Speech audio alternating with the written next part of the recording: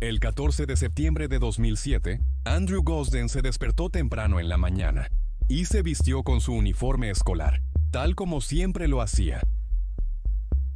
Abrió la puerta de su casa, se despidió de su familia y se dirigió hacia la escuela, tal como siempre lo hacía. Sin embargo, en esta ocasión, Andrew nunca llegó a la escuela. En cambio, Andrew retiró el contenido de su cuenta bancaria y compró un boleto de ida a Londres. Esta fue la última vez que alguien vio a Andrew de nuevo.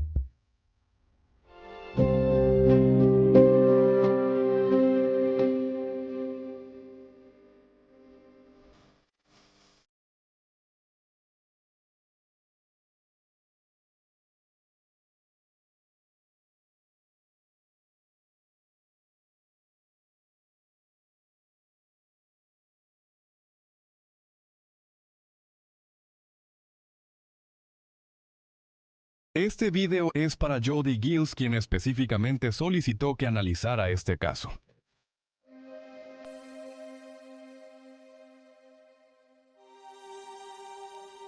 Andrew nació en Doncaster, South Yorkshire, en el norte de Inglaterra.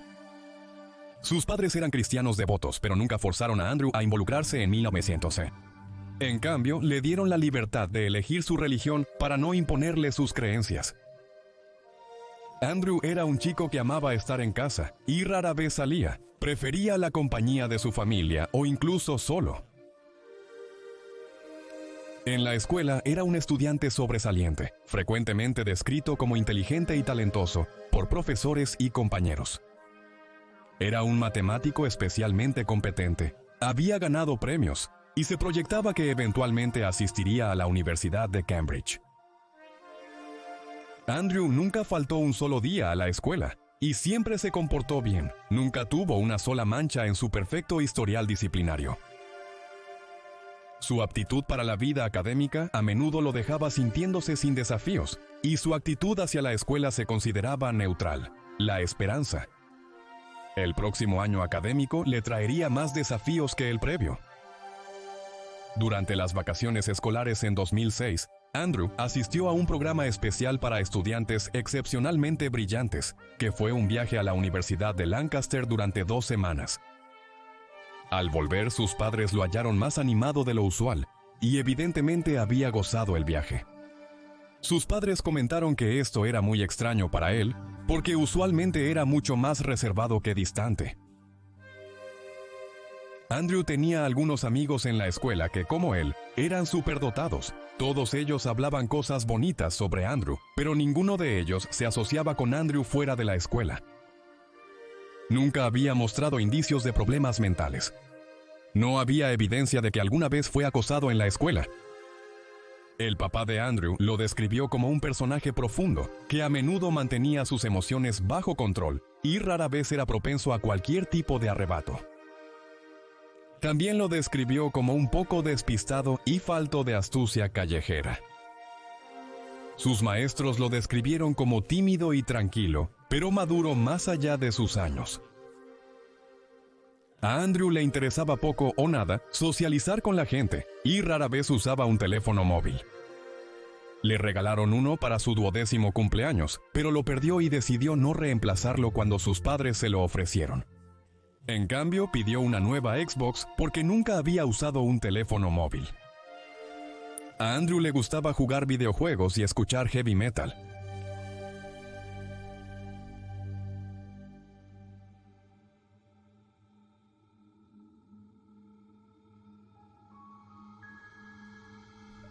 Durante las vacaciones de verano del 2007, los padres de Andrew sugirieron que hiciera un viaje a Londres para visitar a su abuela, algo que había hecho antes, y se decía que estaba muy familiarizado con Londres y su sistema de tránsito subterráneo, y lo había navegado con confianza anteriormente.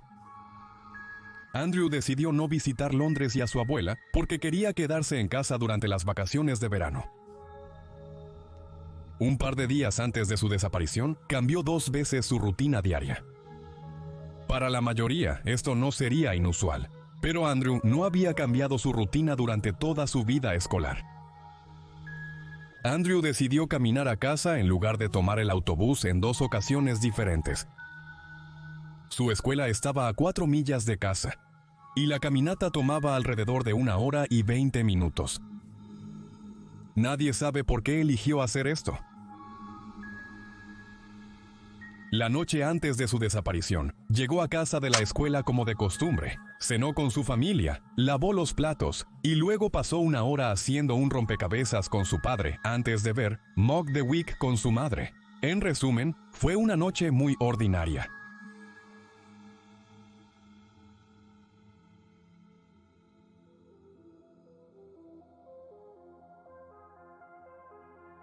El 14 de septiembre, Andrew se despertó irritable, algo que su madre notó porque era muy inusual. Normalmente se levantaba muy temprano y era una persona matutina.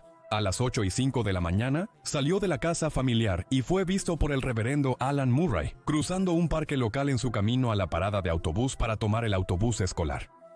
Sin embargo, en lugar de tomar el autobús, Andrew hizo un desvío y visitó un cajero automático local.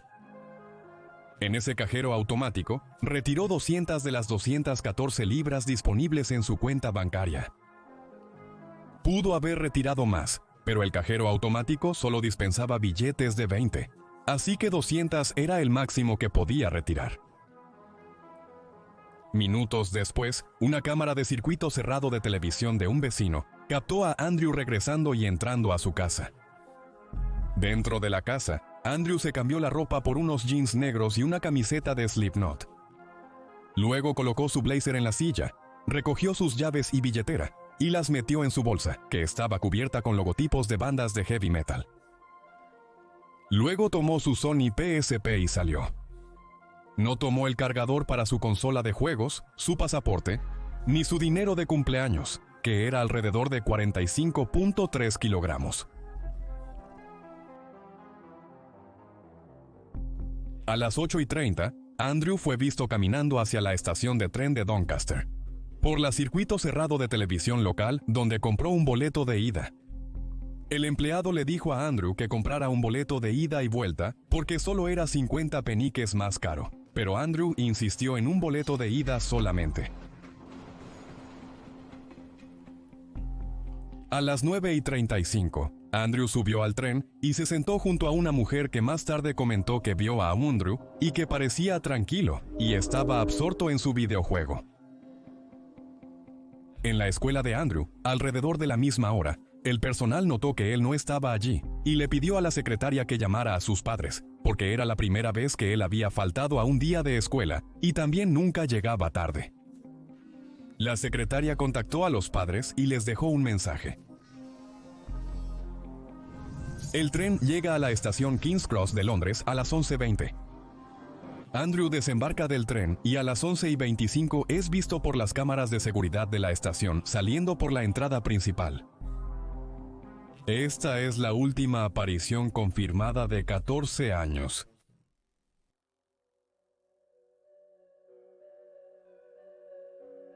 Cuando sus padres vuelven a casa del trabajo, creen que Andrew está en el sótano jugando videojuegos, como era su rutina habitual.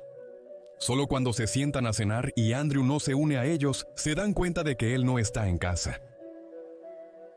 Llaman a sus amigos creyendo que pudo haberlos visitado y olvidado la hora, pero no está con ellos. Luego llaman a la escuela que les informa que él no estuvo en la escuela todo el día.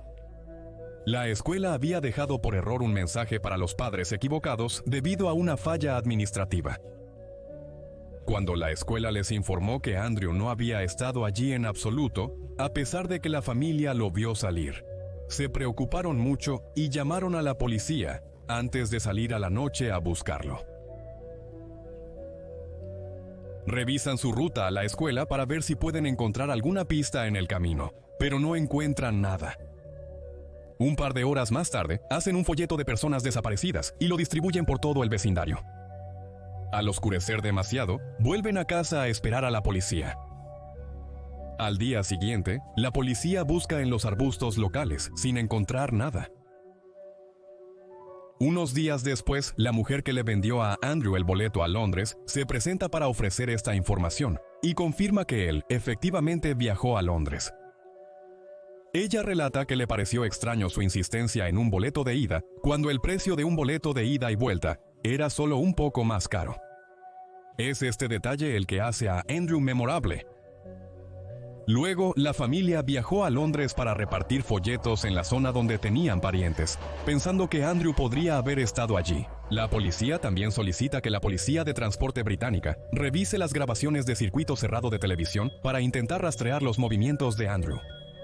Inicialmente, no lograron encontrar a Andrew en ninguna de las grabaciones, por lo que la policía de Yorkshire envía a un oficial para revisar nuevamente las grabaciones, y después de 2 semanas de búsqueda, lo identifica debido al distintivo doble borde en su oreja.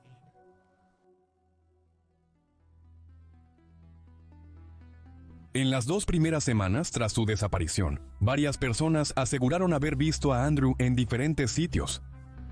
Algunos de estos testimonios parecían creíbles para la familia, debido a la descripción del comportamiento de Andrew cuando los testigos hablaron con él.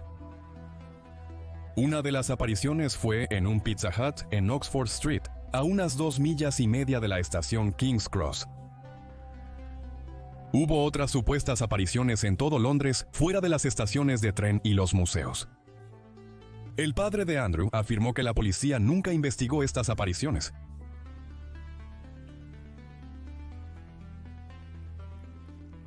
Un año después, un hombre visitó una estación de policía en Leominster, afirmando tener información.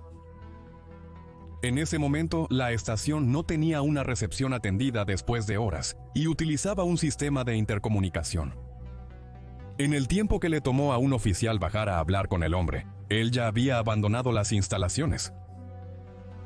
Lo que hizo esto inusual es que esta estación de policía en particular se encuentra en un parque empresarial, que no es parte de ninguna ruta de transporte público muy utilizada, por lo que visitar la estación requeriría que alguien viaje específicamente a ella.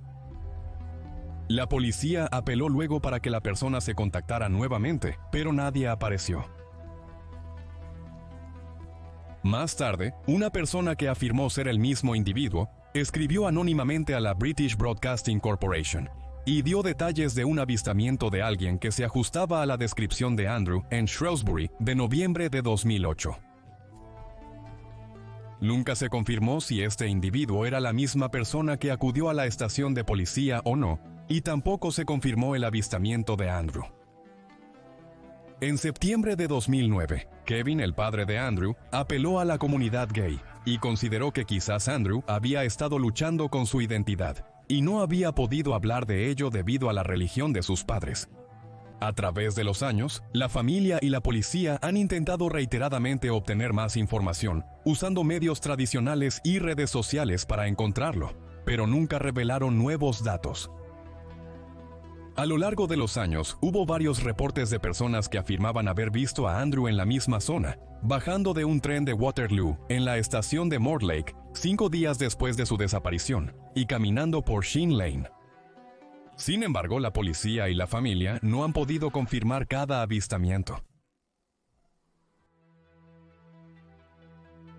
La familia criticó cómo la policía manejó la investigación, afirmando que rara vez seguían las pistas y las claves, y en cambio estaban mucho más enfocados en la propia familia, sospechando que ellos eran la razón de la desaparición de Andrew. Kevin, el padre de Andrew, afirmó que la policía grabó ilegalmente sus conversaciones, y trató de presionarlo para que admitiera su responsabilidad en la desaparición de su hijo. Algunas pistas y avistamientos tampoco se siguieron durante semanas, lo que significa que si la pista era genuina, probablemente se habría enfriado para cuando la policía la siguiera. Luego, cuando aparecieron en el podcast Generation E en 2018, los padres de Andrew dijeron que alguien había informado sobre una conversación en línea con alguien que usaba el nombre Andy Rue, que se sabía que era el apodo de Andy. Esta persona había dicho que su novio los había abandonado y necesitaban 200 libras para pagar su alquiler, y cuando alguien ofreció enviar dinero a esta persona, dijeron que no tenían una cuenta bancaria porque se habían ido de casa cuando tenían 14 años. Esta pista fue investigada, pero la policía nunca identificó a la persona.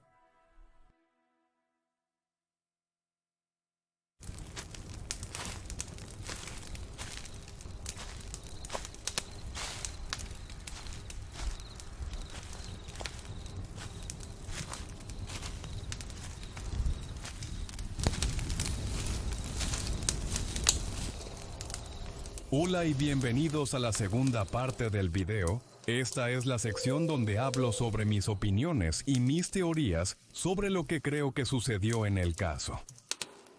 Creo que es importante especificar que no tengo ninguna información adicional, y estos no son hechos. Esta es solo mi opinión e interpretación del caso basada en las pruebas que he visto. Comencemos con la policía. Entiendo que la familia se sintió perseguida injustamente por la policía. Pero en casos de adolescentes fugitivos, la mayoría de las veces suele ser debido a un problema en casa que el niño se escapa. Así que para mí tiene sentido que la policía se centre en este aspecto al principio. También me parece un poco irreal asumir que la policía solo se estaría enfocando en ese aspecto y que no estarían explorando otras vías al mismo tiempo. Simplemente no veo eso como algo muy probable.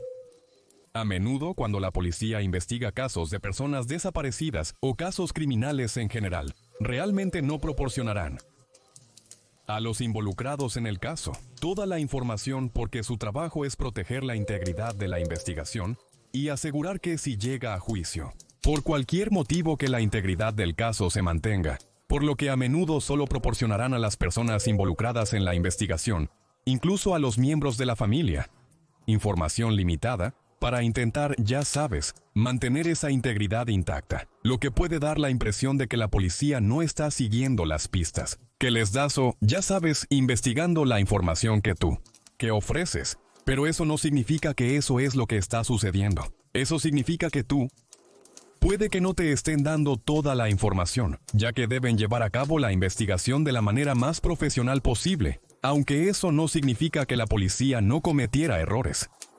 Solo pienso que la idea de que estaban ignorando intencionalmente vías de interés solo para perseverar con este aspecto de la familia, creo que es un poco irreal. Hablando con algunos policías en la investigación para esto, no creo que ningún policía lo haría.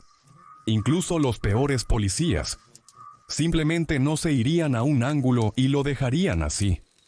Usualmente lo que me hace pensar que la policía, sabes, no eran perezosos y no estaban ignorando intencionalmente la información a favor de culpar a la familia, es el hecho de que continuamente hacían cosas que, sabes, yo habría pensado que demostrarían que realmente estaban pensando en el caso e intentando resolverlo de la mejor manera posible. Cosas como cuando la policía de transporte británica dijo que no podían encontrar a Andrew en las cámaras de seguridad. Si estuvieran siendo perezosos o intencionalmente no siguieran las pruebas, simplemente habrían aceptado esa respuesta y dicho que no pudieron encontrarlo. Pero no lo hicieron. Enviaron a un oficial de Yorkshire a Londres para revisar otra vez las cintas, con la esperanza de encontrarlo. Y que hicieran eso, me sugiere que no estaban siendo perezosos o incompetentes. Probablemente estaban siguiendo pistas, solo que, como dije, a veces pueden dar la impresión de que no se están siguiendo las pistas, porque no te dan toda la información del caso. Adicionalmente, reabrieron el caso en múltiples ocasiones, usando tecnología de envejecimiento fotográfico, para que la foto de Andrew luciera más antigua, buscando obtener nuevas evidencias. Esto ocurrió por alrededor de una década. Si fueras negligente o incompetente, no creo que lo harían, simplemente lo ignorarían. Fueron a Sony y les pidieron que intentaran rastrear la consola PSP, utilizando un tipo especial de autenticación de ácido desoxirribonucleico. Esto te daría la ubicación del artículo. No sabía que se podía hacer esto. Incluso lo busqué en Google después de leerlo, y aún así me resultó muy difícil encontrar la información. Así que el hecho de que la policía pensara en esto y luego lo llevara a cabo, me dice que no eran incompetentes o perezosos. Quizás simplemente no había suficientes pruebas para resolverlo. Así que la hipótesis de la fuga fue la primera hipótesis de la policía. La idea de que había algún tipo de problema en casa y que Andrew se escapó como resultado de ello.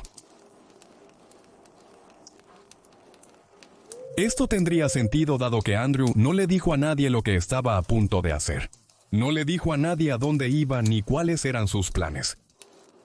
Y que rompió su rutina habitual 2 veces. Y también está el boleto de ida. Eso concuerda con la noción de la pista de despegue. He visto sugerencias en algunos lugares de que quizás Andrew era gay o trans y estaba luchando con ese aspecto de su identidad, y creciendo en un hogar donde la religión era una característica importante, tal vez habría sentido que sus padres lo juzgarían, incluso si no había evidencia para sugerir que eso realmente sucedería.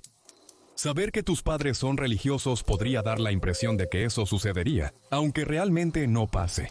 Y eso, ya sabes, podría haberlo obligado a, ya sabes, huir.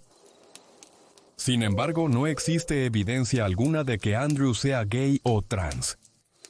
Hasta donde puedo decir, realmente no hay información sobre su sexualidad en absoluto.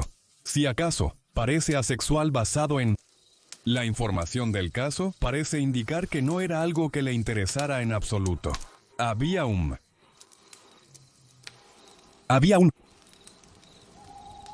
Descripción de un incidente que mencionaron sus padres, donde estaban hablando con alguien en línea que se hacía llamar Andy Rue, que es el apodo de Andrew, quien afirmó que necesitaba 200 libras, ya sabes, porque su novio los había abandonado. Cuando intentaron contactar a esta persona, no pudieron llegar a tiempo. Aunque intentaron ofrecer dinero, dijeron no tener cuenta bancaria, ya que huyeron a los 16 años, lo cual encaja en cierto modo con todo. Pero eso fue en 2018. Y ya sabes, eso es 11 años después de que desapareció. Cualquiera habría tenido acceso a toda esa información en ese punto. Y dado que está en línea, soy muy escéptico de que sea una cuenta genuina, y es más probable que sea alguien que es un troll particularmente cruel. Algunas personas sugieren que quizás su vida escolar lo hizo huir, en mi opinión. Y tampoco encuentro eso muy creíble, porque pasé un tiempo investigando la escuela, para ver si hay, ya sabes, informes de incidentes similares, niños que se escapan, o problemas en la escuela, cosas sociales, todo este tipo de cosas.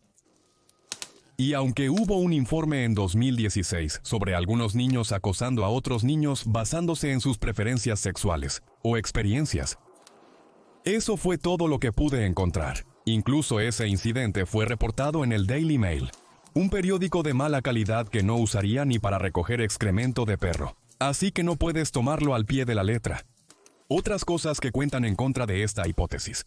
Andrew no tomó su dinero de cumpleaños al escapar de casa. No tomar todos los recursos posibles disminuye sus probabilidades de éxito.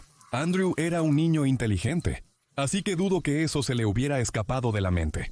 Estoy seguro de que lo habría pensado. Tampoco tomó un cambio de ropa o el cargador para su PSP.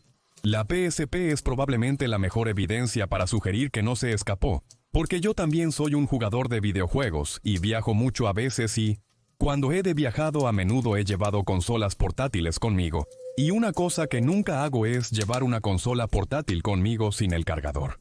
Si voy a estar fuera de casa más de un día o dos, porque si no tienes el cargador después de mediodía, solo estás cargando un pedazo de plástico inútil, que no tiene ningún propósito.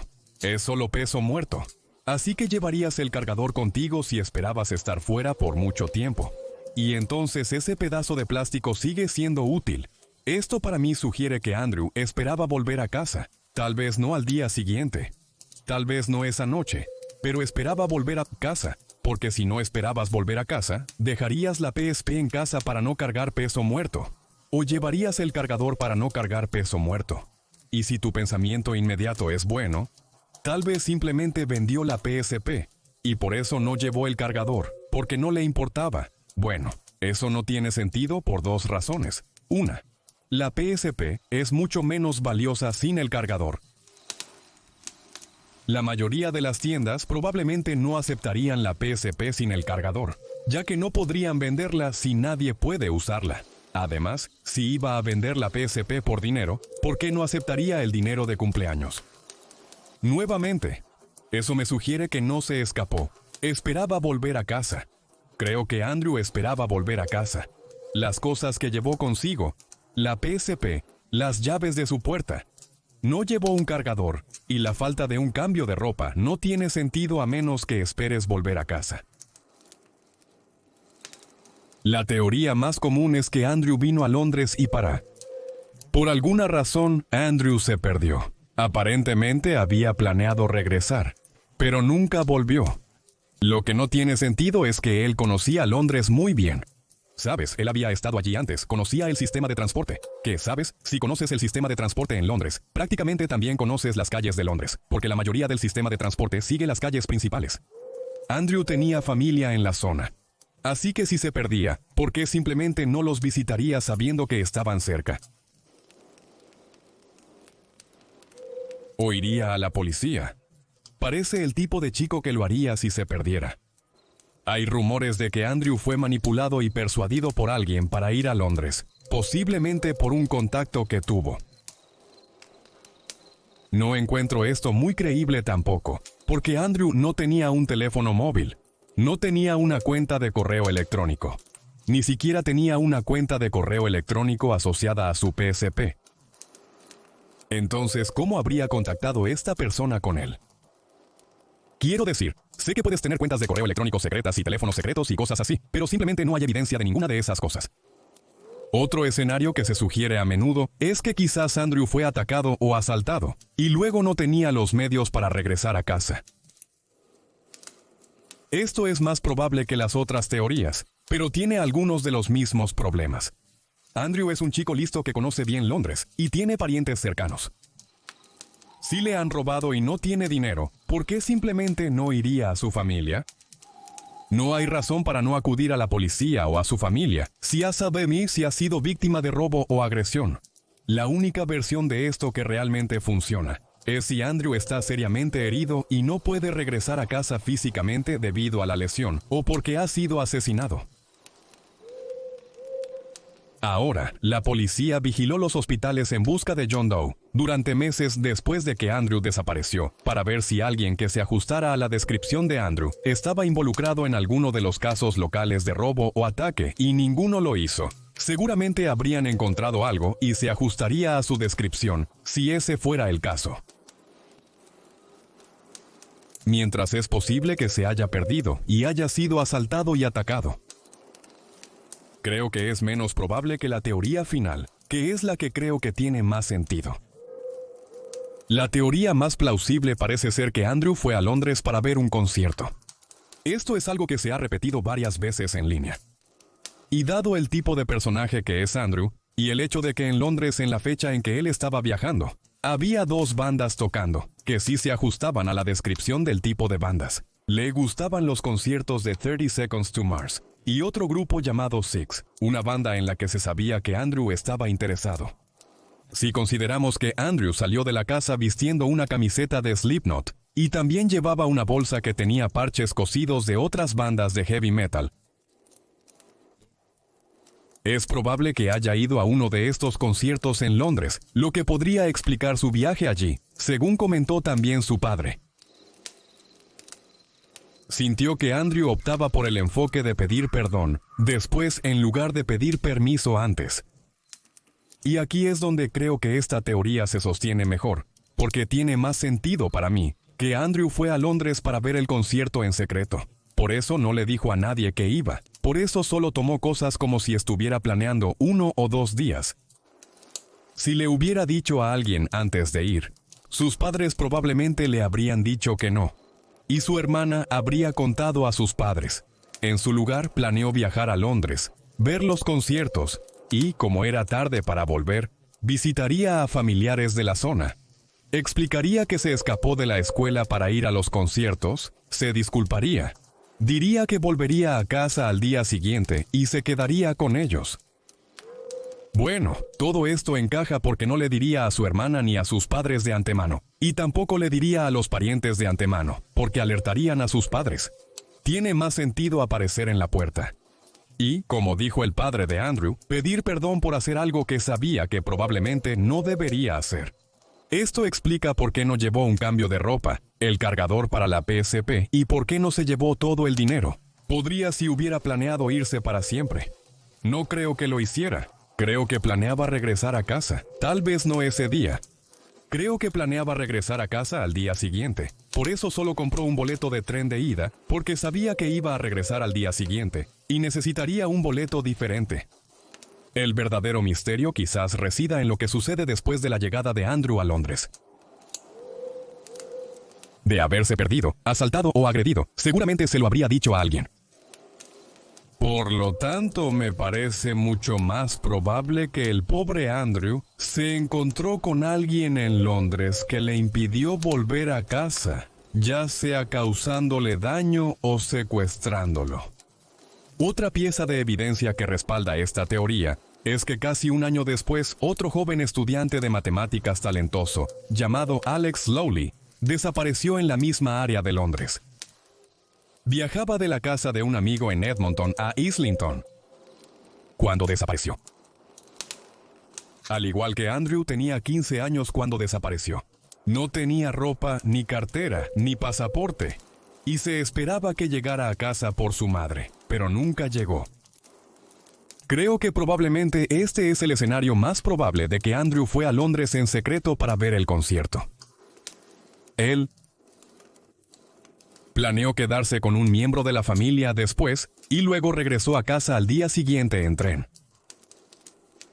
Sin embargo, algún tiempo después de su llegada, se encontró con alguien que aseguró que nunca dejaría Londres. Nunca volvería a ver a sus padres y nunca continuaría estudiando matemáticas en Cambridge.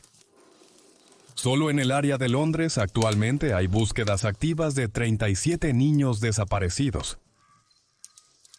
Si alguien tiene alguna información sobre el paradero de cualquiera de los niños que están en la pantalla en este momento, por favor contacte a las autoridades pertinentes o visite www.missingpeople.org.uk y ayude a los padres a encontrar a estos niños perdidos.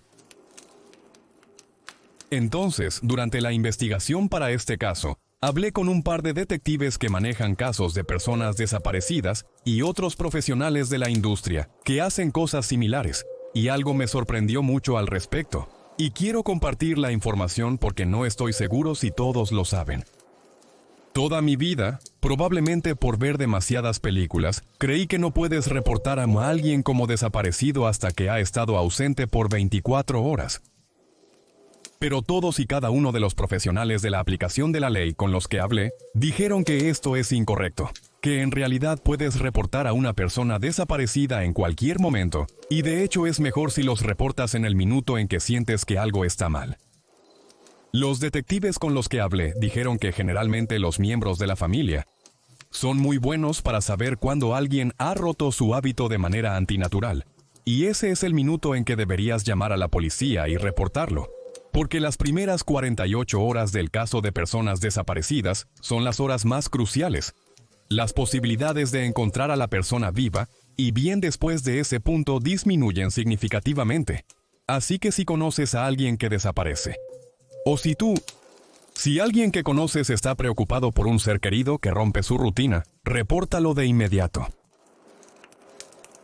En el peor de los casos, la policía investiga pero encuentra a la persona sana y salva, y pasa a otro caso. El mejor de los casos es que la persona que estás buscando es encontrada por la policía viva y en buen estado, por lo que realmente no hay razón para no denunciarlo. Solo quise añadir estos datos al final del video. Eso es todo para este video. No dudes en dejarme saber en la sección de comentarios cuáles son tus opiniones sobre este caso e intenta ser respetuoso con los demás. Muchas gracias por ver y te atraparé en el próximo video.